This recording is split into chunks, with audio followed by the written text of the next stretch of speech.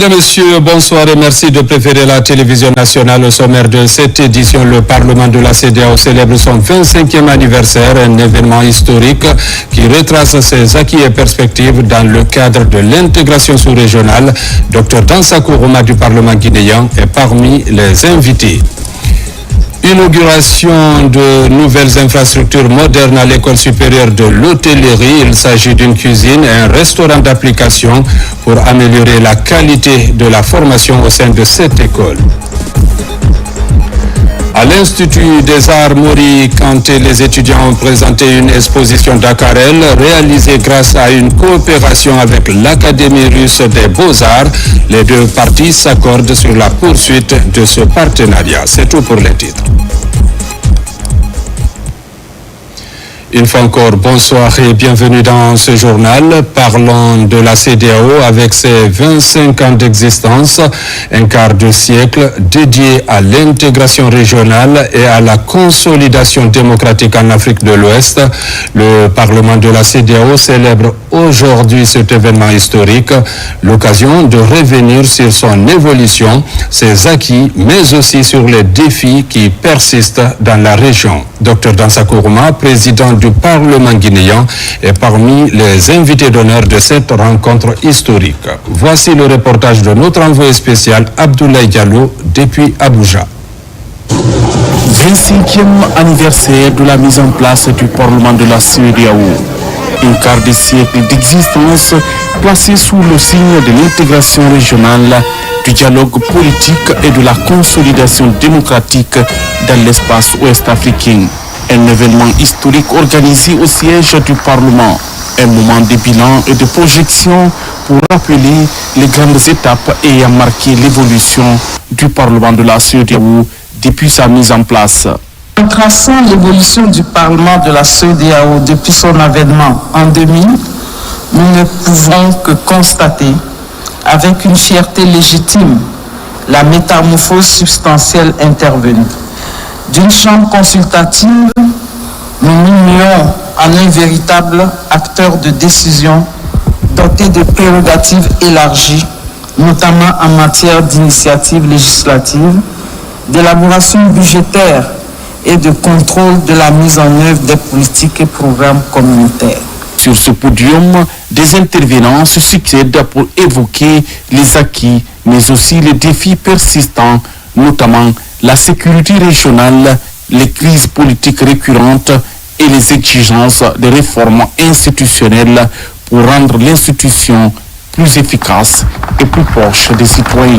Madame la Présidente du Parlement, je vous transmets les salutations fraternelles du Président de la République de Guinée, Son Excellence Mamadi Doumbouya, et tout le peuple de Guinée pour votre courage et votre abnégation.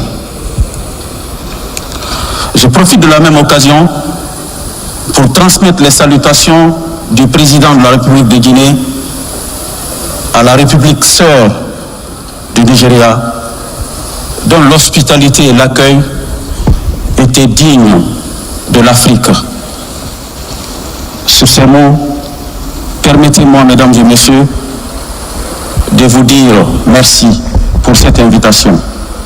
La célébration d'un quart de siècle d'actions concrètes et de défis pour un Parlement est digne d'intérêt.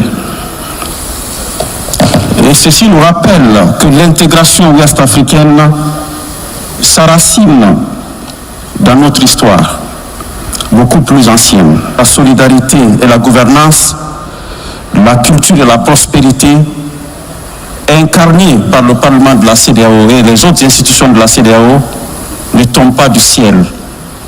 C'est un facteur de notre identité collective dans la sous-région ouest-africaine. La CEDEAO s'inscrit dans cette continuité historique. Elle n'est pas une idée importée, mais l'expression moderne d'une vocation africaine à l'intégration. Il y a 25 ans, la création du Parlement de la CEDEAO a marqué un tournant essentiel, donner une voix directe au peuple et renforcer la dimension communautaire de nos politiques. Dr Dansa Kourouma a également insisté sur la nécessité d'un parlement communautaire plus fort, doté de pouvoirs renforcés afin de mieux répondre aux attentes des populations.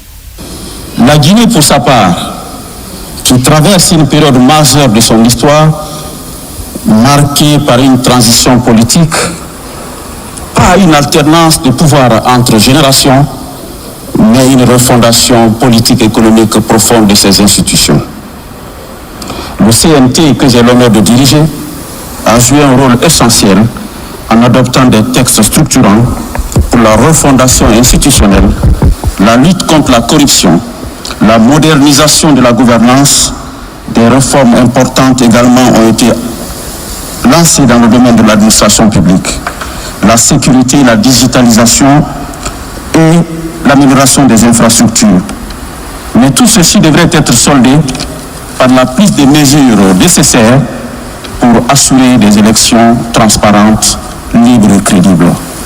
Le test démocratique dont le référendum constitutionnel du 21 septembre a fait l'objet nous donne le courage d'espérer que l'élection présidentielle du 28 décembre 2025 marquera définitivement et irréversiblement le retour de la Guinée vers un ordre démocratique durable.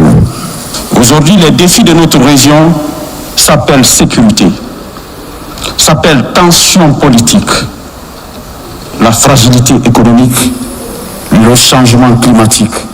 Tout ceci appelle une CEDEAO plus forte, plus proche des citoyens et plus flexible, donc inclusive.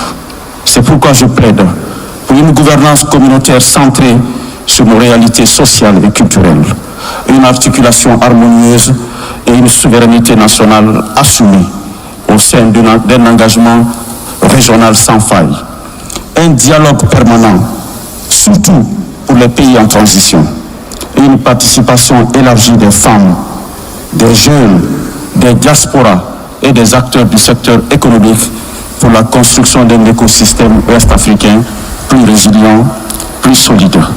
Ceci, c'est pour moi, mesdames et messieurs, une opportunité de féliciter les anciens présidents du Parlement de la CEDEAO.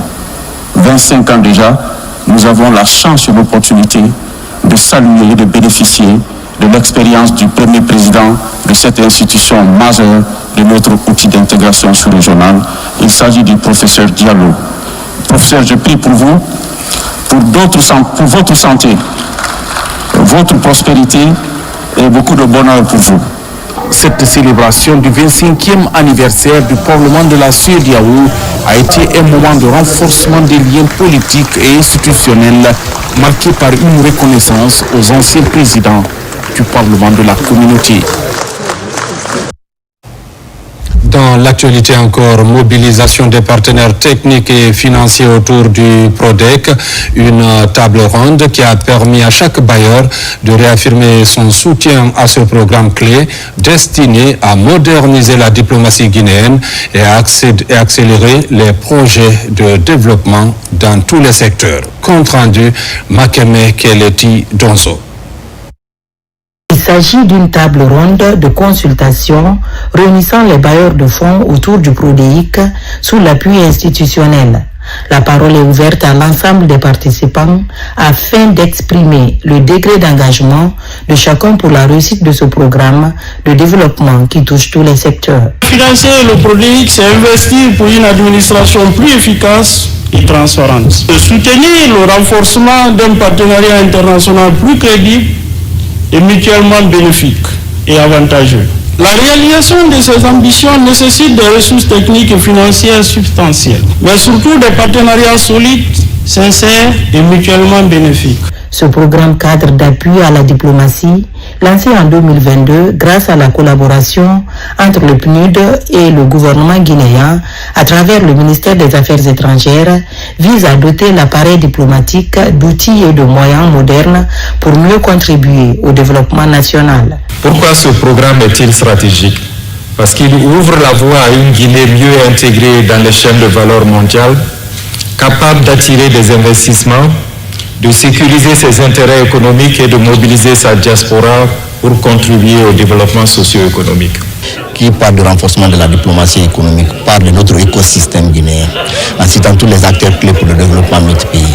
Donc nous avons associé, dans le cadre du processus de la consultation des bailleurs de fonds et les partenaires nationaux, qui travaillent en interaction avec le PRODEIC parce que nous contribuons à la promotion de leurs produits, mais aussi à faire la promotion des investisseurs guinéens à l'étranger.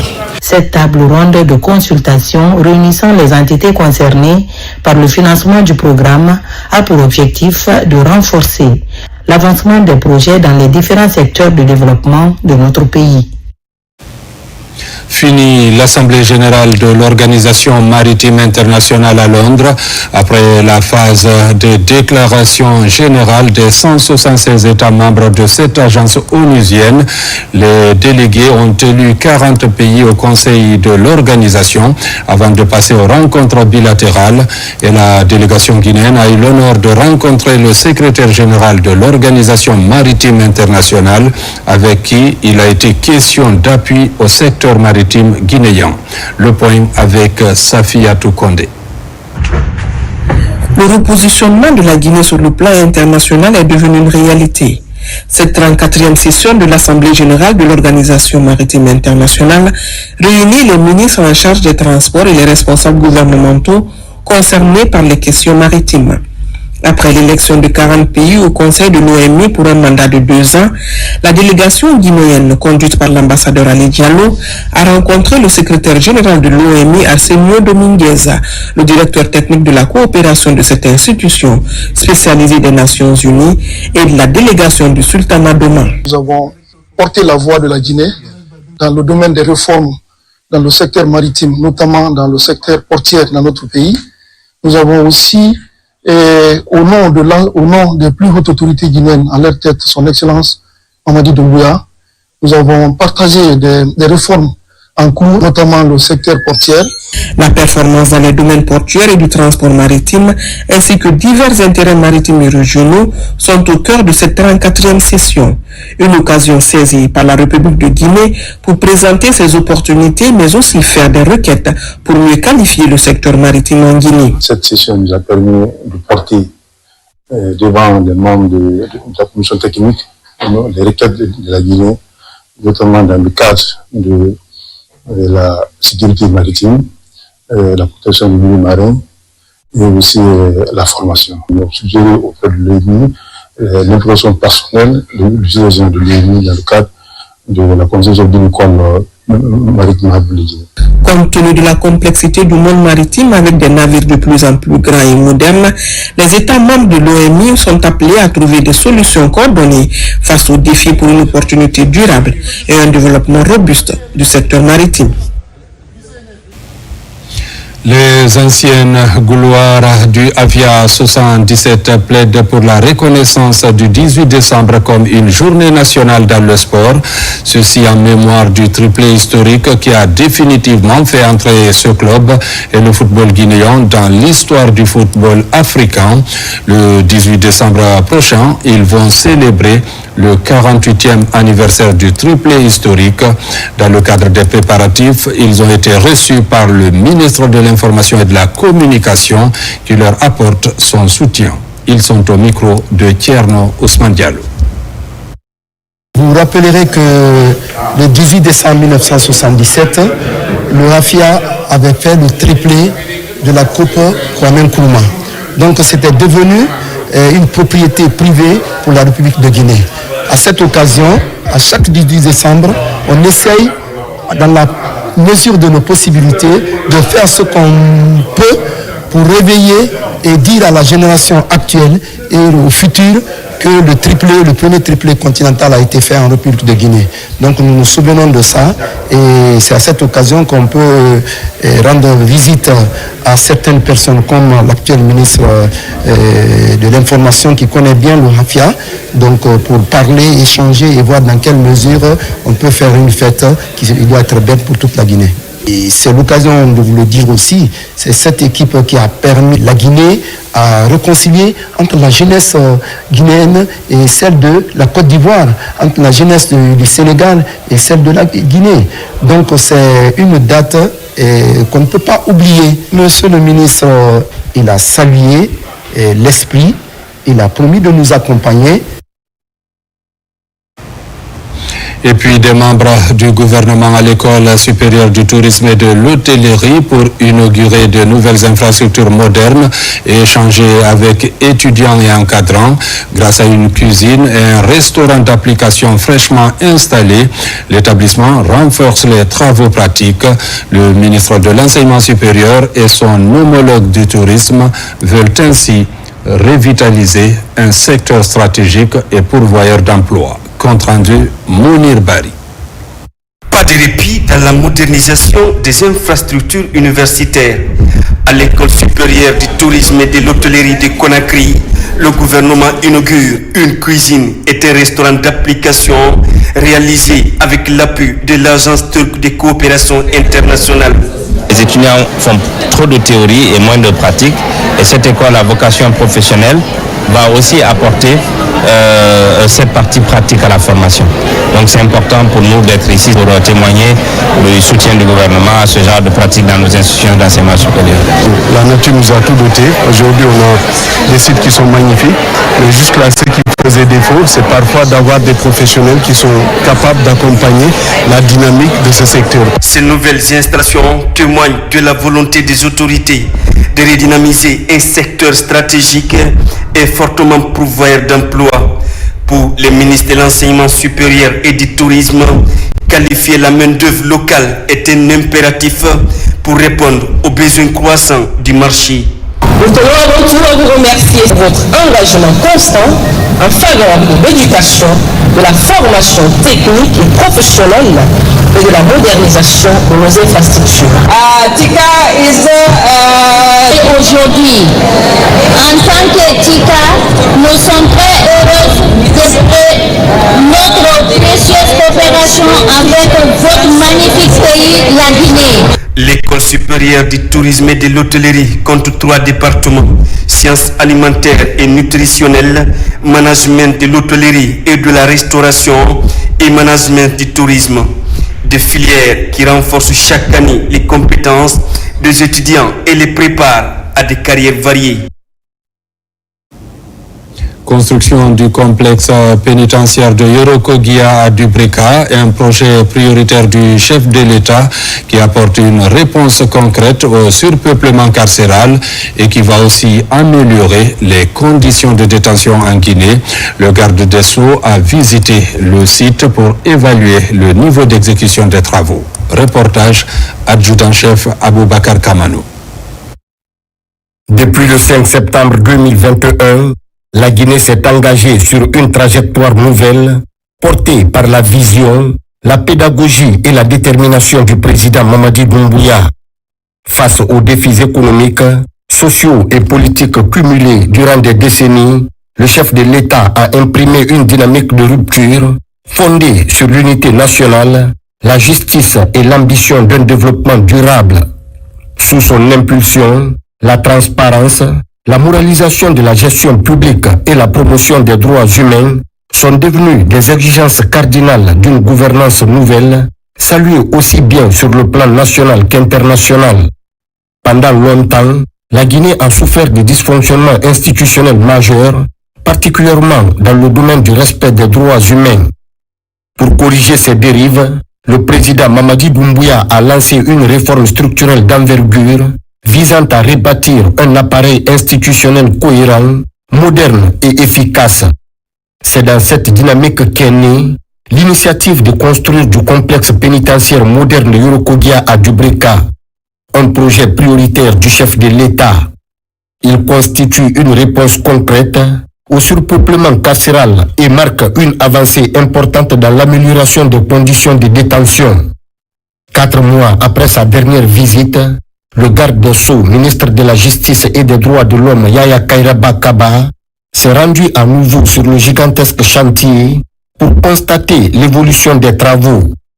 Accompagné de son cabinet, il a échangé avec les équipes techniques, évalué l'état d'avancement et formulé des observations visant à maintenir l'excellence exigée par le gouvernement. Avec un taux d'exécution actuel de 11%, le chantier montre déjà des avancées significatives. la quasi-totalité des compartiments commence à prendre forme. Blocs de détention, ateliers de formation professionnelle, clôtures périphériques, bâtiments administratifs et techniques. Partout, les élévations sont visibles et traduisent le sérieux des travaux en cours. Les premières évaluations indiquent un respect satisfaisant du cahier des charges, confirmant la volonté de faire de Yorokodia un établissement pénitentiaire répondant aux normes internationales. Pratiquement tous les 3-4 mois, le cabinet se déplace pour venir constater visu les réalisations en cours. Avoir des entretiens avec l'équipe qui est sur place et faire des observations. Vous n'êtes pas sans savoir que Yorokodia, qui sort de terre maintenant, est la preuve concrète et la traduction matérielle de la vision de son Excellence, Monsieur le Président de la République, Monsieur Mamadi Doumbouya. Je suis rendu personnellement responsable de ce chantier par qui de droit. J'ai demandé désormais qu'un tableau de bord soit conçu et mis à ma disposition à partir de mon bureau pour me permettre un suivi régulier. J'ai eu le bonheur de trouver sur place une équipe aussi venue de la présidence de la République, de l'ACGP et de tous les techniciens. C'est vous dire le sérieux, le caractère sérieux attaché à la construction de Yorokodia qui, pendant longtemps, était considéré comme un rêve par certains et par d'autres comme une légende. Aujourd'hui, la vision éclairée du président de la République, c'est Yorokodia qui est en train d'émerger à un rythme vraiment satisfaisant. Et ils sont aujourd'hui à un taux d'exécution physique de 11%, sauf lors de ma part. Quant au taux d'exécution financière, c'est 20%. Donc, au regard de la réalisation de ce méga chantier, l'équipe qui est en train d'évoluer ici est à saluer et à féliciter. Le futur centre pénitentiaire de Yorokodia ambitionne de figurer parmi les plus modernes de la sous-région. Il intégrera des dispositifs de haute sécurité, des aspects de formation et d'apprentissage des métiers, des infrastructures adaptées à la réinsertion sociale, des environnements de détention conformes aux standards des droits humains. Ce projet va au-delà d'une simple construction. Il symbolise la transformation profonde de la justice guinéenne voulue par le président Mamadi Doumbouya. Une fois achevé, il contribuera de manière décisive à la lutte contre le surpeuplement carcéral et garantira les conditions de détention les plus dignes, humaines et conformes aux engagements internationaux de la Guinée. Ce chantier est une priorité présidentielle. Ce chantier s'inscrit dans le cadre du respect des droits de l'homme. Ce chantier, lorsqu'il sera terminé, il sera parmi, dans la sous-région ouest-africaine, il sera parmi les plus modernes, sinon il sera le plus moderne. C'est une avancée pour notre pays. C'est un changement avec un impact positif sur notre pays. Le délai contractuel de Yorokodia est de 24 mois. Aujourd'hui, en termes de consommation de délai, nous sommes à 38%. Donc c'est raisonnable jusqu'à maintenant. Mais il ne faut pas se contenter de cela. Il faut savoir anticiper, prendre les devants pour éviter les problèmes. Je sors de cette visite ragaillardie et j'ai encouragé les travailleurs. Je les soutiens, je les accompagnerai. Et Yorokodia, c'est mon honneur, c'est ma fierté. Sous la conduite éclairée du chef de l'État, la Guinée vit l'un des tournants institutionnels les plus déterminants de son histoire contemporaine. Yorokodia, qui sort progressivement des terres, illustre parfaitement cette volonté présidentielle. Reconstruire un État juste, fort et protecteur, capable de garantir les droits fondamentaux de tous ses citoyens, y compris ceux privés de liberté. Ce chantier est à plusieurs égards la matérialisation de la vision du président Mamadi Doumbouya, une Guinée résolument engagée sur la voie de la modernité, de la justice et de la dignité humaine.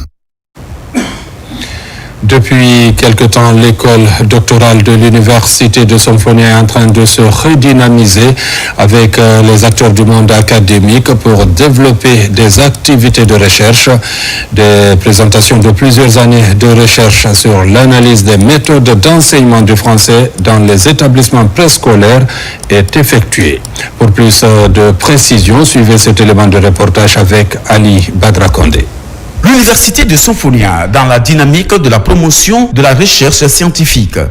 Depuis quelque temps, l'école doctorale est redynamisée avec des acteurs du monde académique pour développer des activités de recherche. Ici, par exemple, une présentation de plusieurs années de recherche sur l'analyse des méthodes d'enseignement du français dans les établissements du préscolaire dans un contexte multilinguistique.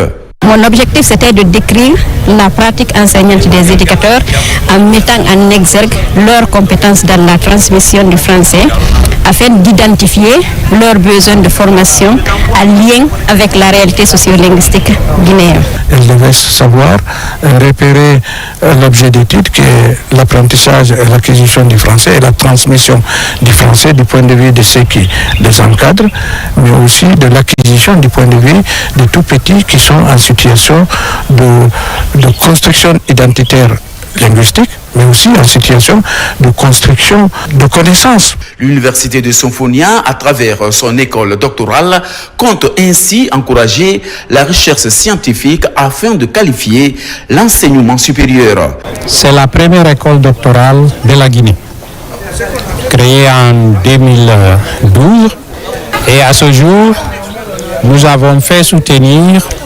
25 thèses, sans compter un autre programme arabe qui est rattaché à l'école doctorale en sciences humaines.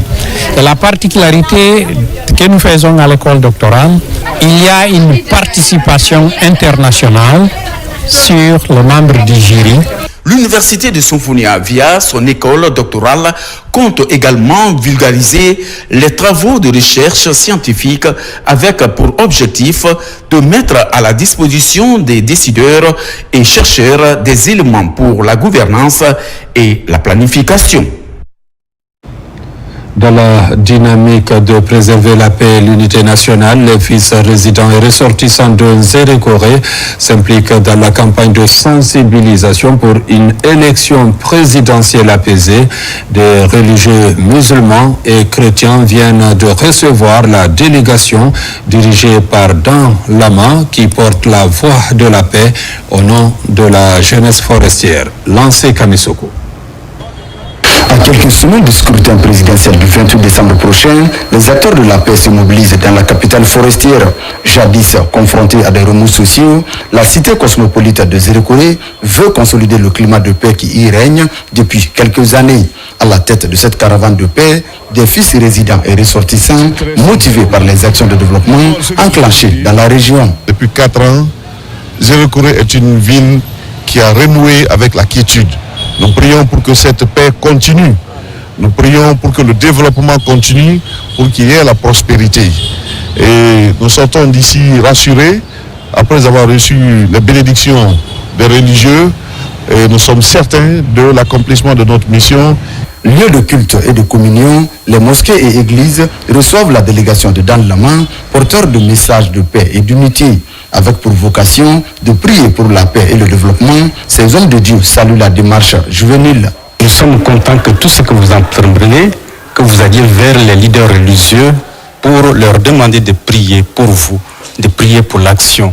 Ça veut dire que vous connaissez la place centrale de Dieu dans tout ce que nous entreprenons. Nous sommes faits justement pour cela, pour prier pour la nation. Le message déjà est passé depuis le vendredi dernier dans tous les sermons, dans toutes les mosquées. On a dit le jour J, c'est-à-dire le 28 décembre, quand quelqu'un te piétine, tu lui prends même tes excuses. Comme si on est à la Mecque, quoi. Et il va aller glisser librement son bulletin dans l'urne et après le vote, chacun va rentrer chez soi. Et on va attendre le résultat. Les prochains jours, cette série de sensibilisation des acteurs clés de paix et d'unité, entamée par les fils résidents et ressortissants, va toucher d'autres composantes sociales de la capitale forestière. Zéro-Corée. À Conakry, le réseau syndical de migration en Guinée a organisé une journée de sensibilisation des migrants. Cette journée consiste à expliquer aux migrants les mesures d'assistance prises par la structure et ses partenaires pour leur insertion sociale. Reportage Nabila Kamara. Au siège de la CNTG-USTG, le réseau syndical de migration en Guinée a organisé une journée de sensibilisation des migrants. L'objectif de cette rencontre est d'expliquer aux migrants les préoccupations de l'État guinéen à prendre en compte leurs droits et devoirs. C'est de dire aux migrants qui ne sont pas étrangers et qui sont en Guinée chez eux. Et le syndicat s'est impliqué pour chercher à défendre leurs droits. Parce que parmi eux, beaucoup de personnes parmi les migrants ne savent pas qu'ils ont des droits en Guinée. Ils ne savent pas comment faire. D'autres travaillent et puis la plupart eux travaillent dans l'informel. Pour éviter l'exploitation des personnes humaines, le réseau, en connivence avec la Confédération syndicale internationale Afrique, a mis en place un réseau dans tous les pays pour pouvoir faire intégrer les migrants et les unir pour les former, les sensibiliser et les aider à intégrer de l'informel au formel. En Afrique de l'Ouest, la moitié de la main-d'œuvre a considérablement augmenté suite aux principes et règlements de la CEDEAO sur la libre circulation des personnes et de leurs biens. La Guinée, étant liée à ce texte, trouve les moyens pour l'insertion socio-professionnelle des migrants. Ils sont nos frères, leurs enfants sont nos enfants. Donc c'est la même famille. Avec la collaboration, avec la sensibilisation, nous pouvons les aider à plus mieux s'intégrer dans la société guinéenne et faire comprendre à nos compatriotes guinéens que ces gens-là sont nos frères et qu'on doit travailler avec eux. Pour protéger les migrants contre de nombreux fléaux sociaux, le réseau syndical de migration en Guinée et l'Organisation internationale de la migration s'impliquent davantage en organisant des journées de sensibilisation à l'intention des migrants en vue de faciliter leur intégration dans la société. Et puis ce communiqué du ministère de l'Hydraulique et des Hydrocarbures dans le cadre de la journée citoyenne d'assainissement prévue le samedi 6 décembre 2025 sur toute l'étendue du territoire national. Le gouvernement, à travers le ministère de l'Hydraulique et des Hydrocarbures, informe les citoyennes et citoyens que contrairement au communiqué numéro 0236 MHH CAB SG 2025, la circulation et le stationnement des engins sont autorisés pour l'ensemble des usagers sans exception. Cette mesure vise notamment à permettre le bon déroulement des activités de campagne programmées par les candidats à l'élection présidentielle. Le ministre de l'Hydraulique et des Hydrocarbures invite chaque citoyen à se mobiliser afin de contribuer à l'assainissement de notre cadre de vie. Fait à Conakry le 5 décembre 2025, le ministre Aboubakar Kamara. Une journée humanitaire est organisée en faveur des enfants venant de centres sociaux et des orphelinats de Conakry. Cette cérémonie de remise de dons vise à redonner le sourire à ces tout-petits. Reportage Fatoumata Batouli Diallo, Marie-Angélique Bangoura. Faute de moyens ou parfois abandonnés, de nombreux enfants grandissent dans les foyers d'accueil. Un quotidien souvent marqué par des difficultés qui freinent leur éducation et leur épanouissement. Pour leur venir en aide, l'ONG Guinée Events organise à Conakry la 8e journée humanitaire dédiée aux enfants orphelins. C'est beaucoup de bonheur que nous, organisateurs, nous vivons, de faire en sorte que ces enfants-là viennent ici durant toute la journée. Ils s'amusent, ils mangent, ils voient les artistes qu'ils aiment et ils repartent avec beaucoup de dons. Donc vraiment c'est un sentiment de fierté, de grande fierté de notre part, de voir le résultat qu'on essaie de donner chaque année. Je remercie les organisateurs qui nous ont mis ces dons et en tant qu'orphelin, je suis très contente. J'ai dansé, j'ai mangé et j'ai répondu aux questions. On m'a donné des cadeaux. À l'occasion de cette journée, les responsables des orphelinats de Conakry saluent l'engagement de Guinée Events envers cette couche vulnérable. Je remercie la structure organisatrice de l'événement. Il n'y a pas longtemps, les orphelinats nous appelaient par rapport à la situation alimentaire. Il y avait des difficultés alimentaires. cette journée aujourd'hui, cette remise des dons, on va accompagner les différents orphelinats pour vraiment s'occuper des enfants. Les enfants, je leur demanderai de suivre les éducations qui sont données dans ces orphelinats-là, afin qu'ils deviennent des hommes de demain. Et comme ça, la Guinée pourra avoir des enfants bien éduqués et qui seront l'avenir de la nation. Créée en 2018, l'ONG Guinée Events poursuit son action en faveur des enfants démunis. Après Conakry, 9 préfectures de l'intérieur du pays, dont Boké, Kindia, Labé, Pita, Kankan, Sigiri, Zérékoré, Beila et Youmou, bénéficient également de cet accompagnement. Le chanteur guinéen Maxoul intensifie son soutien aussi aux personnes vulnérables et au personnel médical. À travers sa fondation humanitaire, le district sanitaire de Guékédou vient de recevoir un important lot de matériels médicaux, des déambulateurs, des kits de soins, suivis également de fauteuils roulants et béquilles pour les personnes vivant avec un handicap. Reportage Ibrahima Woulem Fofana. Fauteuil roulant, déambulateur, pot de chaise, béquilles, vélo adapté, la Fondation Maxoul pour l'humanité multiplie les actions solidaires.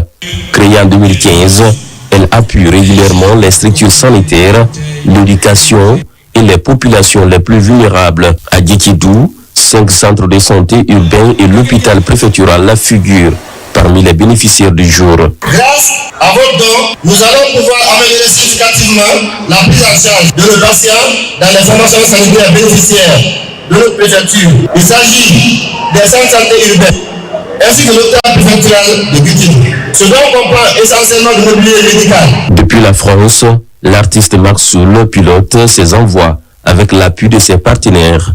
Mais l'acheminement du matériel vers la Guinée reste un défi majeur. C'est ma façon de contribuer au développement de la Guinée, impulsée par le président Mamadi Doumbouya en faveur de la santé et des personnes vulnérables. À travers mes partenaires français, j'ai la possibilité d'équiper les hôpitaux en Guinée et soutenir les personnes vulnérables. Mais je suis confronté à des difficultés liées au transport de mes dons de la France vers la Guinée. Cette association agit pour la bonne cause. Elle est là pour aider son pays qu'il aime tant et équiper les hôpitaux, les centres de santé et surtout aider les personnes en situation de handicap. La dotation comprend aussi des lunettes pharmaceutiques destinées à 20 personnes albinos de Guékédou. Un appui qui vient renforcer l'action du district sanitaire tout en offrant un souffle de soutien aux populations les plus fragiles. Lutte contre les VBG, le Lions Club Conakry Kakilambé en collaboration avec le club des jeunes filles leaders de Guinée était dans 4 universités de Conakry pour sensibiliser les futurs cadres et élites du pays à lutter contre toute forme de violence faite aux femmes et aux filles. Reportage Fodé Alpha Camara, Seydou Basila. Face à la recrudescence des violences basées sur le genre, notamment les cas de viol, de mutilation génitale féminine, des mariages précoces et les violences conjugales, les initiatives se multiplient pour endiguer le fléau. C'est le cas de cette campagne de sensibilisation avec pour thème « La violence commence dans l'ombre, stoppons-la en pleine lumière ». Elle est l'œuvre du Lions Club Conakry Kakilambé en collaboration avec le club des jeunes filles, leader de Guinée. Une fille violée cherche à se cacher. On dit dans l'ombre, il faut mettre la lumière sur ça. Que les filles acceptent de parler, qu'elles acceptent de dire ce qu'elles subissent. Donc je pense que ça pourra beaucoup aider. J'ai appris aujourd'hui que la violence est un acte criminel, pour le dire, et qui doit être puni. L'initiative s'inscrit dans le cadre des activités des 16 jours d'activisme lancés le 25 novembre dernier. Elle porte sur la sensibilisation des étudiants de 4 universités de la capitale, à savoir l'Université Nongo Conakry, l'Université Gamal Abdel Nasser, l'Institut supérieur des sciences de l'éducation ISEGA et l'Université Kofi Annan de Conakry. Échanger avec les étudiants, leur expliquer réellement c'est quoi les violences basées sur le genre, quelles sont les causes, quelles sont les conséquences et quels sont réellement les textes de loi qui punissent ces violences. Nous avons vu qu'il y a beaucoup de violences cachées. On a décidé de faire cette campagne de sensibilisation surtout amener les gens à expliquer leur situation, leurs problèmes. C'est parce que c'est quand ils expliquent qu'on peut trouver une solution. Les rapports sur la violence basée sur le genre en Guinée indiquent une situation avec des taux élevés de prévalence sur le mariage précoce, les mutilations génitales féminines MGF et les violences conjugales. Et lors d'une causerie, débat organisé par le CPDH et Avocats sans frontières, consacré au thème témoins et acteurs, notre rôle face au VBG, citoyens, autorités, jeunes et organisations se sont mobilisés pour briser le silence et dénoncer l'impunité. Compte rendu, Sona Sagnou. En Guinée, les violences basées sur le genre restent une réalité quotidienne malgré un cadre légal déjà en place lors d'une causerie débat organisée par le CPDH, Avocats sans frontières et le club des jeunes filles leaders de Guinée autour du thème témoins et acteurs, notre rôle face aux violences basées sur le genre. Jeunes leaders communautaires et représentants d'ONG se sont réunis pour dénoncer la persistance de l'impunité. Le projet libre mis en œuvre dans les régions de Conakry, Mamou et Kankan est soutenu par l'Union européenne. La question de violence basée sur le genre est une question de tout le monde. C'est pourquoi nous avons pris l'initiative d'organiser ces causeries éducatives en milieu scolaire pour rappeler aux encadreurs, aux élèves que personne n'est épargné sur ces questions de violence basées sur le genre et nous devons tous militer pour lutter contre ce phénomène. Agression sexuelle, mariage précoce, violence conjugale, les violences basées sur le genre demeurent fréquentes. Les participants rappellent que le silence, la peur et parfois la pression sociale contribuent à maintenir l'impunité. Le projet est créé pour satisfaire, protéger les couches vulnérables. Je suis très ravi aujourd'hui d'assister à cet atelier. Ils réunissent les différents acteurs agissant sur les mêmes causes et les mêmes effets. Ça a été une expérience enrichissante. J'ai appris beaucoup de choses. J'ai compris tant de choses que je n'avais pas au début. Pour les victimes, je lance un appel à ne pas avoir peur de dénoncer. Pour eux, lutter contre ces violences en Guinée exige une mobilisation collective. Mettre fin à l'impunité ne relève pas seulement de la loi, mais aussi du courage des témoins, de la solidarité communautaire et de l'engagement réel des institutions. Depuis 1992, le 3 décembre de chaque année, l'humanité célèbre la Journée internationale des personnes en situation de handicap. Dans la savane guinéenne, Mandiana était à l'honneur pour valoriser des actions de proximité. L'ouverture d'un espace de dialogue est l'une des grandes innovations pour favoriser la réinsertion sociale des handicapés. Reportage Diamokaba. Au cœur de cette journée, la protection des personnes vivant avec handicap. Ici à Mandiana, la direction préfectorale de la promotion féminine valorise le potentiel de cette couche vulnérable afin de mettre en lumière son engagement pour la communauté. La mobilisation est aux couleurs de la journée mondiale des personnes en situation d'handicap. Une première à Mandiana qui interpelle les consciences. Chaque année, le 3 décembre nous rappelle que la question du handicap n'est pas une problématique marginale. Elle concerne des milliers de personnes à travers le monde et des milliers dans notre propre communauté. Ce n'est pas la personne handicapée qui doit s'adapter à la société. C'est la société qui doit s'adapter à tous ses membres sans exception. L'ouverture de cet espace de dialogue est l'une des grandes innovations. C'est ici, ils vont se rencontrer pour discuter et échanger sur les opportunités susceptibles de changer leur vie. La feuille de route est bien claire pour instaurer une réelle égalité des chances. Nous aspirons à une communauté où personne n'est laissé de côté. Une communauté où les personnes handicapées sont non seulement acceptées, mais également considérées comme des acteurs du progrès social. Promouvoir la société inclusive pour les personnes handicapées afin de favoriser le progrès social. C'est le thème de l'édition 2025 pour permettre à cette couche à mobilité réduite de se faire entendre. du plaidoyer en passant par des messages d'intégration. Des engagements sont renouvelés pour encourager la participation citoyenne. L'Institut supérieur des arts Mori Kanté de Dubreka a inauguré une exposition d'aquarelles réalisée par les étudiants à l'issue d'une série d'ateliers organisés du 22 au 28 novembre par l'Académie d'aquarelles et des beaux-arts Sergei Andriaka. Ces œuvres ont été réalisées grâce au soutien de l'ambassade de Russie en Guinée. Reportage Saint-Martin Fansinaduno, Kandé Touré. Réputés pour leur approche rigoureuse du dessin académique et la virtuosité de leur travail, les maîtres aquarelles russes viennent de former les étudiants en beaux-arts de l'ISAMK de Dubreka. Les modules ont porté sur les couleurs et la transparence dont les ateliers réalisés ont couvert les fondamentaux de l'aquarelle. En faisant venir les experts russes dans le domaine des arts plastiques et arts appliqués, les étudiants ont exploré pour la première fois la technique de l'aquarelle. Ils ont expérimenté, parfois hésité, mais ils ont surtout osé, et c'est cela l'essentiel de la peinture. L'exposition que nous découvrons aujourd'hui n'est pas seulement une présentation de travaux, c'est la mémoire vivante. C'est la preuve que l'art ne peut s'épanouir que lorsqu'il est partagé, discuté et nourri par différentes cultures. Cette exposition des œuvres est le fruit d'une semaine d'apprentissage des étudiants de l'ISAMK.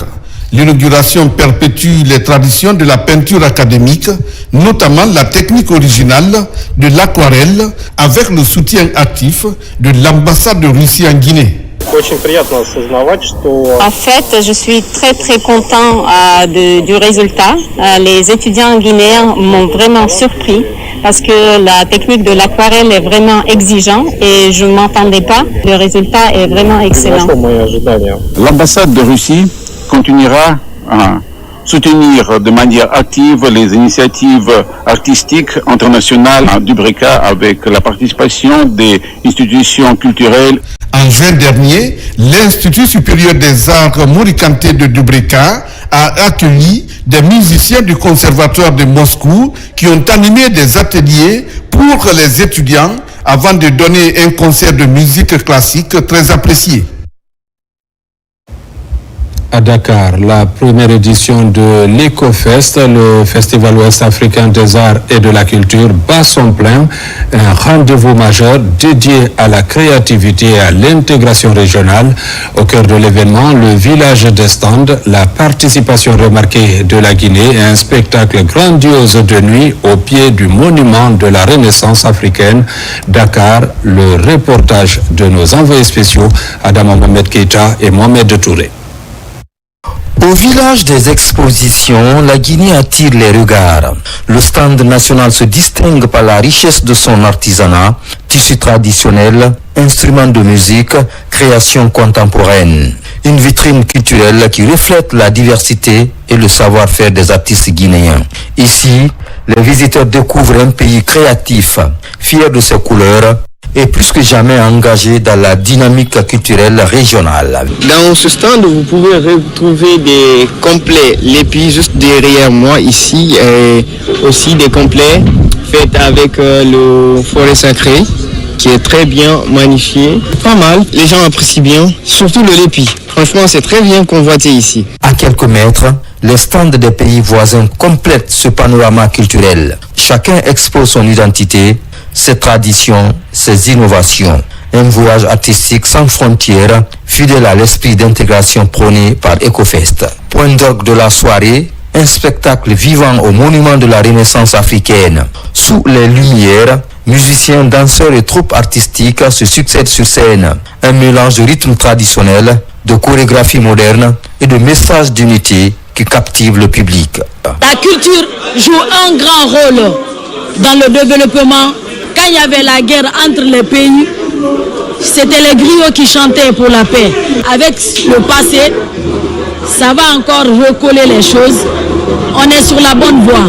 Avec la culture, on est plus fort ensemble. Entre exposition, échange et performance, EcoFest Le Festival ouest-africain des arts et de la culture 2025 marque une nouvelle étape pour la culture ouest-africaine. Et la Guinée, par la qualité de sa participation, réaffirme son rôle majeur dans la promotion du patrimoine et des arts dans la sous-région. Mesdames, Messieurs, c'est la fin de cette édition. Merci à vous qui nous suivez du côté de Kankan comme partout ailleurs dans le monde. Bonne suite de programme sur la RTG.